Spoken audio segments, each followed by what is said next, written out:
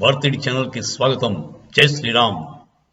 మన దేశంలో సెక్యులరిజం అంటే ఏమిటంటే హిందువుల్ని అణగదక్కాలి, హిందువుల మాట వినకూడదు, హిందువులకి కావాల్సినవి ఇవ్వకూడదు, వాళ్ళ టెంపుల్స్ అన్నీ వాళ్ళ గవర్నమెంట్ కంట్రోల్లో ఉంచుకోవాలి, ముస్లిమ్స్ క్రిస్టియన్స్కి వాళ్ళకి ఏం కావాలంటే చేయాలి, అది సెక్యులరిజం.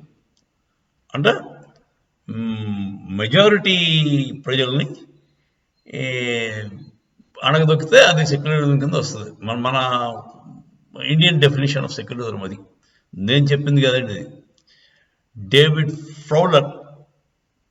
ఫ్రౌలే అతను ఒక అమెరికన్ అస్ట్రాలజర్, తెల్ల ఆయన.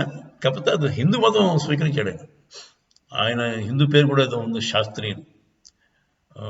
ఆయన మన రామాలయం రావడం వల్ల సెక్యులర్ ఫ్యాబ్రిక్ ఏదో చెడిపోయిందని చెప్పి కొంతమంది పోచుకోవాలి కాబట్టి చెప్పారు కదా, దాని గురించి చెప్తున్నాడు.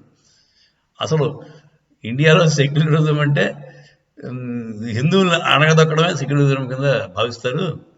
హిందువులు ఇప్పుడు రాముడి టెంపుల్ కట్టుకుంటున్నారంటే దానివల్ల సెక్యులరిజంకి, సెక్యులర్ ఫ్యాబ్రిక్కి ఏం దెబ్బ రాదు అని చెప్పి కరాఖండిగా చెప్పాడు. జై శ్రీరామ్.